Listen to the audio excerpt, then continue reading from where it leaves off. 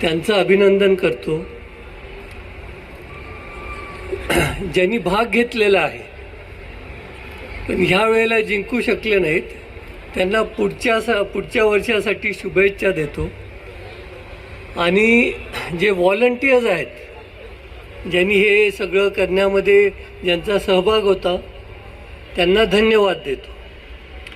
आणि ह्या मॅरेथॉनचा रिस्पॉन्स बघून आता आम्ही असं ठरवलं आहे की पुढच्या वर्षी स्पोर्ट्स अथॉरिटी ऑफ इंडियाकडे आपली मॅरेथॉन रजिस्टर करायची.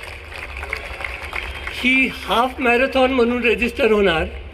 आता 10 किलोमीटरपर्यंत होता तुम्ही, आता 21 किलोमीटर होणार पुढच्या वर्षी. आणि पुढच्या वर्षी मोठ्या प्रमाणात आपल्याला घ्यायची आहे. सेलिब्रिटीज आणायचे आहेत, प्रमोशन करायचं आहे.